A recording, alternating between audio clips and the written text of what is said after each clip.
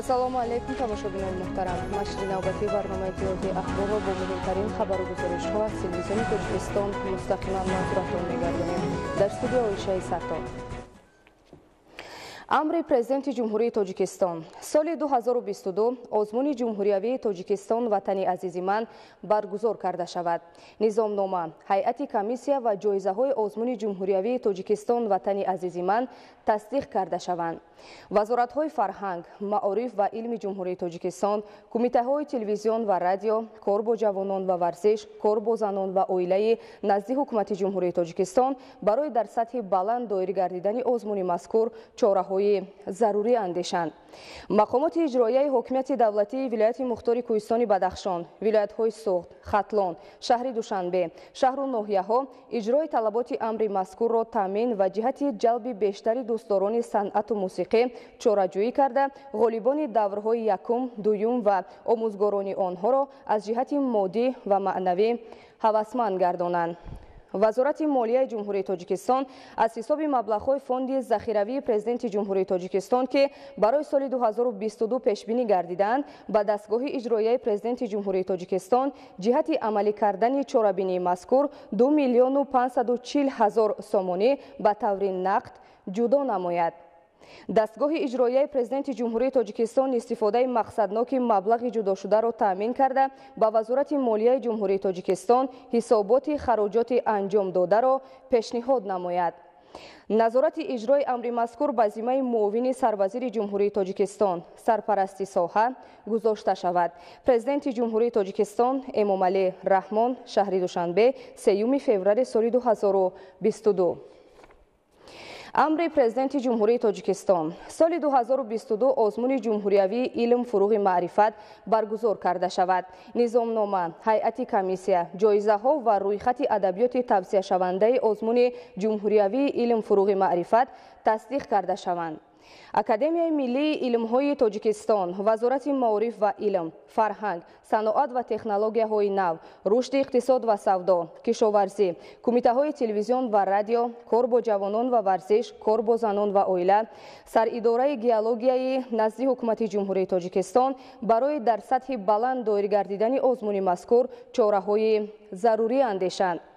мақомоти иҷроияи ҳокимияти давлатии вилояти мухтори Кӯҳистони Бадахшон, вилоятҳои Суғду Хатлон, шаҳри Душанбе, шаҳру ноҳияҳои тобеи ҷумҳурӣ, роҳбарони муассисаҳои илмию таҳқиқотӣ ва муассисаҳои таҳсилоти миёна ва олии касбӣ иҷрои талаботи амри мазкурро таъмин намуда барои ҷалби бештари хонандагону донишҷӯён, аспирантону докторонтон ва дигар қишрҳои ҷомеа ки ба озмуни фанҳои риёзӣ дақиқ ва табиӣ инчунин ихтироъкориву навоварӣ шавқу рағбат доранд чораҷӯӣ карда ғолибонро бо ҷоиза ва омӯзгорони онҳоро аз ҷиҳати моддӣ ва маънавӣ ҳавасманд гардонанд. вазорати молияи ҷумҳурии Тоҷикистон аз ҳисоби маблағҳои фонди захиравии президенти ҷумҳурии Тоҷикистон ки барои соли 2022 пешбинӣ гардидаанд ба дастгоҳи иҷроияи президенти ҷумҳурии Тоҷикистон ҷиҳати амалӣ кардани чорабинии мазкур 2 миллиону 345 ҳазор сомонӣ ба таври нақд ҷудо намояд. дастгоҳи иҷроияи президенти ҷумҳурии Тоҷикистон истифодаи мақсадноки маблағи ҷудошударо таъмин карда оид ба хароҷоти анҷомдода ба вазорати молияи ҷумҳурии Тоҷикистон ҳисобот пешниҳод намояд. назорати иҷрои амри мазкур ба зиммаи муовини сарвазири ҷумҳурии Тоҷикистон сарпарасти соҳа гузошта шавад. президенти ҷумҳурии Тоҷикистон Эмомалӣ Раҳмон, шаҳри Душанбе, 3 феврали соли 2022. амри президенти ҷумҳурии Тоҷикистон. соли 2022 озмуни ҷумҳуриявии фуруғи субҳи доноӣ китоб аст баргузор карда шавад. низомнома, ҳайати комиссия, ҷоизаҳо ва рӯйхати адабиёти тавсияшавандаи озмуни ҷумҳуриявии фуруғи субҳи доноӣ китоб аст тасдиқ карда шаванд. вазоратҳои фарҳанг, маориф ва илм, Академияи миллии илмҳои Тоҷикистон, Иттифоқи нависандагони Тоҷикистон, Кумитаҳои телевизион ва радио, кор бо ҷавонон ва варзиш, кор бо занон ва оила, муассисаи давлатии Китобхонаи миллии Тоҷикистони дастгоҳи иҷроияи Президенти Ҷумҳурии Тоҷикистон барои дар сатҳи баланд доир кардани озмуни мазкур чораҳои зарурӣ андешанд. мақомоти иҷроияи ҳокимияти давлатии вилояти мухтори Кӯҳистони Бадахшон, вилоятҳои Суғду Хатлон, шаҳри Душанбе ва шаҳру ноҳияҳои тобеи ҷумҳурӣ иҷрои талаботи амри мазкурро таъмин намуда, ғолибони озмун ва омӯзгорону падару модаронеро ки шогирдону фарзандонашон дар даври ҷумҳуриявии озмун барандаи ҷоизаҳо шуданд, аз ҷиҳати моддӣ ва маънавӣ ҳавасманд гардонанд. вазорати молияи ҷумҳурии Тоҷикистон аз ҳисоби маблағҳои фонди захиравии Президенти Ҷумҳурии Тоҷикистон ки барои соли 2022 пешбинӣ гардидаанд, ба дастгоҳи иҷроияи Президенти Ҷумҳурии Тоҷикистон ҷиҳати амалӣ намудани чорабинии мазкур 3 миллиону 45 ҳазор сомонӣ ба таври нақд ҷудо намояд. дастгоҳи иҷроияи Президенти Ҷумҳурии Тоҷикистон истифодаи мақсадноки маблағи ҷудошударо таъмин карда, оид ба хароҷоти анҷом додашуда ба вазорати молияи Ҷумҳурии Тоҷикистон ҳисобот пешниҳод намояд. назорати иҷрои амри мазкур ба зиммаи муовини сарвазири Ҷумҳурии Тоҷикистон сарпарасти соҳа гузошта шавад. Президенти Ҷумҳурии Тоҷикистон Эмомалӣ Раҳмон шаҳри Душанбе 3 феврали соли 2022. имрӯз асосгузори сулҳу ваҳдати миллӣ пешвои миллат Президенти Ҷумҳурии Тоҷикистон муҳтарам Эмомалӣ Раҳмон ҷиҳати иштирок дар маросими ифтитоҳи бозиҳои 24-уми зимистонаи олимпӣ ба Ҷумҳурии Мардумии Чин сафар карданд. дар фурудгоҳи байналмилалии Душанбе Президенти Ҷумҳурии Тоҷикистон муҳтарам Эмомалӣ Раҳмонро раиси Маҷлиси Миллии Маҷлиси Олии Ҷумҳурии Тоҷикистон, раиси Маҷлис намояндагони Маҷлиси Олии Ҷумҳурии Тоҷикистон, сарвазири Ҷумҳурии Тоҷикистон ва дигар шахсони расмӣ гусел намуданд. дар ин сафар Президенти Ҷумҳурии Тоҷикистон муҳтарам Эмомалӣ Раҳмонро вазири корҳои хориҷӣ, раиси Кумитаи кор бо ҷавонон ва варзиш, ёрдамчии Президенти Ҷумҳурии Тоҷикистон оид ба масъалаҳои иқтисодӣ ва дигар шахсони расмӣ ҳамроҳӣ мекунанд. барномаи иттилоотии ахборро идома медиҳем. пас аз ба даст овардани истиқлолияти давлатӣ худшиносии миллӣ дар меҳвари сиёсати фарҳангии ҳукумати Ҷумҳурии Тоҷикистон қарор гирифт. дар ин давра бо ташаббусҳои созандаи роҳбарияти давлату ҳукумати мамлакат ба рушди забон, адабиёт, фарҳанг, тамаддун ва расму оинҳои миллӣ заминаҳои воқеӣ гузошта шуд. Манӯчеҳри Сулаймон гузориш медиҳад. дар раванди густариши падидаҳои нави замони муосир, хоса омӯзиши тамаддунҳо асолати миллӣ арзиши бузург дошта, барои ҳифзу нигоҳдошти дастовардҳо аз бархурдҳои маҷози худшиносӣ чун рисолати муҳими шаҳрвандӣ тақозо мегардад. ин аст ки дар ҷараёни афкори ҷаҳонишавӣ ки дар фазои маҷозии ҷаҳон ё худ майдони фароғи иттилоотӣ марҳилаи афзоиши гуногун андешиҳо дониста мешавад. танҳо зиракии сиёсӣ, ҷаҳонбинии васеъ ва бархурдорӣ аз равандҳо, муҳимтар аз ҳама дониши амиқ метавонад омили пешгирикунандаи таъсири манфӣ ба арзишҳои миллӣ гардад. таҳдидҳои замони муосир рӯз ба рӯз зиёд шуда истоданд ва аз ҷумла терроризм, экстремизм, панҷ шудани маводи мухаддир, ино яъне таҳдидҳое ҳастанд ки воқеан имрӯз вазъи мураккаби сиёсиро аз он ҳам мураккабтар карданд ва дар чунин шароит ҳар як давлат миллат барои ҳифзи манфиатҳои миллӣ, арзишҳои миллӣ ва манфиатҳои давлату миллат пеш аз ҳама нақши асосӣ дорад, махсусан барои ҷавонон худшиносию худогоҳии миллӣ, ифтихори ватандорӣ. яъне шахси худшиносу худогоҳ дорои ифтихори баланди ватандорӣ кӯшиш мекунад ки дар ҳама кору пайкораш, дар ҳама гуна фаъолияташ пеш аз ҳама манфиати давлату миллат дар ҷои аввал бошад. дар шароити кунунӣ тафаккури ҷавонон хоса рушди зеҳниву донишҳои илмӣ муҳим буда, бо дар назардошти авлавиятҳои миллӣ, посдории дастовардҳо ва дигар арзишҳои муҳими миллат аз ҷаҳонбинии васеъ ва зиракии сиёсӣ вобаста аст. барои ташаккули анами худшиносии худогоҳии миллӣ нақши сар карда аз оила, баъд мактаби таҳсилоти умумӣ, мактаби олӣ, ҷомеа ва васоити ахбори омма бисёр ҳам бузург аст. дар ҳамин 30 соли истиқлолияти давлатии Ҷумҳурии Тоҷикистон имрӯз худшиносии худогоҳии миллии ҷавонони мо дар сатҳи зарурӣ қарор дорад. дар байни ҳамон масалан ҷавонон ҳам қишрҳои осебпазире ҳастанд ки баъзан ба таъсири фарҳанги бегона, таъсири глобализация тарафҳои мусбӣ дорад, манфӣ дорад. мо мусбиша бояд қабул кунем, лекин манфиша бояд пешгирӣ кунем. ана дар ҳамин шароит ҳам نقش خودشناسی، خودآگاهی، افتخار وطنداری، افتخار ملی بسیار مهم است که ما در شرایط امروزه زود تغییر یابنده منفعت‌های دولت و ملت حمایت کرده توانیم. حکومت جمهوری تاجیکستان با تلاش پیوسته برای تحکیم خویشتن‌شناسی و رشد علم و تکنولوژیا و سالمی اهالی مملکت امتیازهای زیادی را جاری نموده برای انکشاف ذهنی و عقلانی و معنوی مردم تدبیرهای مؤثر را می‌اندیشد. در این زمینه حس بلند خودشناسی که از میهن‌پروری و قدرشناسی دستاوردهای ملی تحکیم می‌یابد با دانش وسیع، نظری کامل بر روندهای معاصر، تحلیل و بهاگذاری پدیده‌های منفی، خاصه هویت بلند وطنداری می‌تواند پایه‌های دولتداری را باز هم استوار گرداند. نقش خودشناسی، خودآگاهی بسیار مهم است در تشکل دولتداری ملی و در حفظ ارزش‌های ملی و حفظ منفعت‌های دولتی.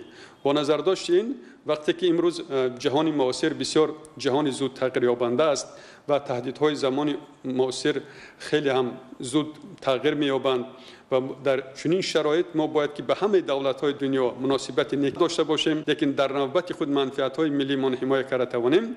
نقش خودشناسی و خودآگاهی ملی مخصوصا در بین جوانان که آینده ساز ملت و دولت هستند بسیار مهم است. در این سمت به حیث فرزند باننگ ملت پیشه کردن حق‌بینی و کارهای نمونوی، پاکیزگی زبان و عقیده سالم و سازنده در عمل در واقع تحکیم بخش جریان پیشرفت کشور می‌گردد که از هر یکی ما تنها رسالت شهروندی و وطنداری خودشناسی را تقاضا می‌نماید. منوشهر سلیمان، مقصد اخبار. در ولایت سوخت با استفاده از امتیازهای دولتی شماره کارخانه‌های پرنده‌پروری به مراتب زیاد شده به 136 کارخانه رسیده است. این از امکانیت‌های تامین بازار داخلی با گوشت و تخم پرنده و پیشگیری از واردات این نوع محصولات میباشد. گزارش محمود احمدزاده و دلشاد یوسفی. در سالهای صاحب استقلالی مملکت در دایره دستور سپارش‌های پرزیدنت جمهوری تاجیکستان پیشوای ملت محترم امامعلی رحمان ساحه پرنده‌پروری رشد کرده، صاحبکاران وطنی با استفاده از امکانات و شرایط‌های فراهم آورده حکومت جمهوری تاجیکستان و آزاد نمودن فابریک‌های پرنده‌پروری از یک چند نمود پرداخت انداز و باج گمرکی برای واردات تکنولوژی نو، خوراکی پرنده و تشکیل کارخانه‌های پرنده‌پروری و استحصال تخم و گوشت پرهیزی و پیشرفت‌ها نائل می‌شوند. حالا در شهر و ناحیه‌های ولایت سوخت تشکیل چنین کارگاه‌ها به راه مانده شده، از سمت‌های اساسی هم استحصال و تأمینات با گوشت پرهیزی و تخم پرنده، هم پیشگیری از واردات، تشکیل جای‌های کاری گردیده ساحه رشد می‌یابد. طبق معلومات‌های رسمی آماری، اگر در سال 2019 74 کارخانه پرنده‌پروری در سطح ولایت به قید گرفته شده باشد، این نشان دهنده در سال 2021 به 136 عدد رسید. زیاده از 4.9 میلیون سر پرنده در کارخانه های پرنده پروری ولایت پرورش کرده می شوند که نسبت سال 2020 125% زیاد می باشد. در سال 2021 زیاده از 637.9 میلیون دانه تخم استحصال کرده شد. از 136 کارخانه‌های پرنده‌پروری شهر و ناحیه‌های ولایت سوخت 105 عدد به استحصال تخم و باقی مانده به استحصال گوشت پرهیزی نگرانیده شده است و در این کارخانه‌ها حجم استحصال تخم گوشت پرنده افزایش می‌یابد. مثلا در جمعیت دارای مسئولیتش محدود فیض سحر در ناحیه سپیتامین سال 2015 تشکیل گردیده است، اساساً با وارد چوجه پرورش مرغ و در این دایره استحصال تخم به راه مانده شده بود که به گفته مسئولین کارگاه بعد دستگیری ساحه مقرر شدن امتیازها با تشکیل کارگاه نو و زیاد کردن حجم استحصال نائل شدند. سال 2020 اگر استحصال تخم در کارخانه فیض سحر 17 میلیون دانه در یک سال را تشکیل داده باشد، در سال 2021 با تشکیل کارگاه نو نشان داد و زیاده از 25 میلیون دانه تخم رسانیده شده است و نرخ یک دانه تخم در خود کارگاه 73 درم بوده، در بازار 90 تا 1 سامانی را تشکیل می‌دهد. حالا در کارخانه پرنده‌پروری 120,000 سر مرغ و 50,000 سر چوجه پرورش می‌یابند. جمعیت دارای مسئولیتش محدود سوخت صنعت پرنده در ناحیه باباجان غفورov سال 2020 کارخانه پرنده‌پروری تشکیل نموده تحت نام چوجه بیضا استحصال گوشت پرهیزی به راه مانده بود و صاحبکاران وطنی سال 2021 در شهر بوستان نیز چنین کارخانه پرنده‌پروری ساخته به استفاده دادند. در اول استحصال گوشت سالانه 1000 تن را تشکیل می‌داد. عین حال باشد زیاده از 2000 تن گوشت استحصال کردیم. بعدا بند و بست رو برای ما ایستادیم، نیت داریم که به صادرات هم روانه کنیم. سال 2021 در حجم 2034 تن گوشت پرنده در شکل بند و بست و استعمال کنندگان پیشنهاد کرده شده است. اگر در سال 2018 در سطح ولایت از طرف کارخانه‌های پرنده پروری استحصال گوشت پرنده به 499 از 5 تن اجرا شده باشد، این رقم در سال 2021 به 17655 از 19000 تن آورده رساند که این نسبت اگر سال 2018 گیریم زیاده از 17000 تن گوشت پرنده زیاد استحصال شده است.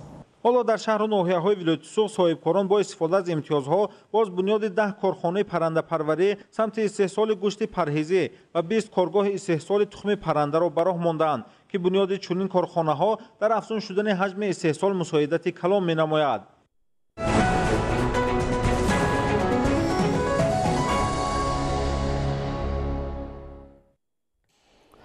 ҳунарҳои мардумӣ ва анъанаву оинҳои миллӣ дар шаҳру вилоятҳои федератсияи Россия бо саҳми фаъолони ҳамватанонамон дар сатҳи шоиста муаррифӣ мегардад. бо бунёди як чойхонаи миллӣ дар вилояти Пенза имкон фароҳам гардид ки ҳамватанонамон ба халқу миллатҳои дигар номгӯи васеъи таомҳои миллиро пешниҳод намоянд. гузориши Маҳмадалӣ Сафар ва Хуршед Сайдаҳмад.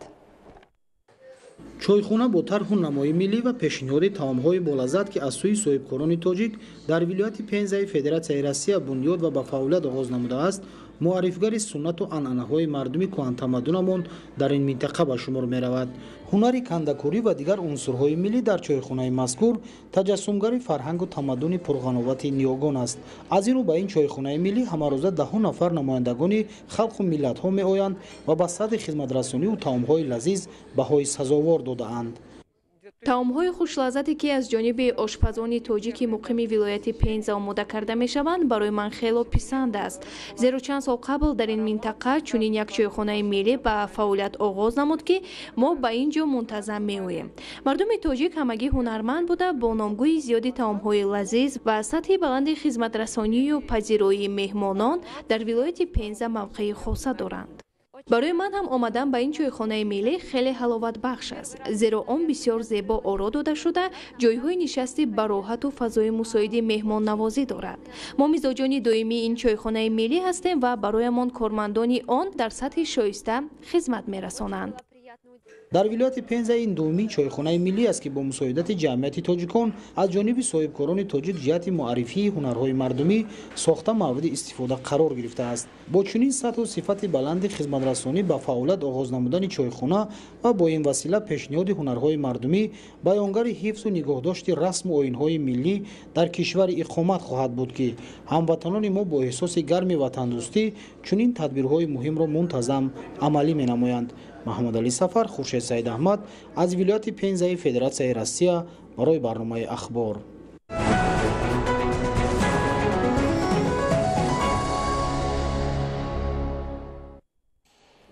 бинандагони гиромӣ, нашри навбатии барномаи иттилоъоти ахбор ба анҷом расид. хайр, саломату сарбаланд ва бо барномаҳои телевизионӣ Тоҷикистон бимонед.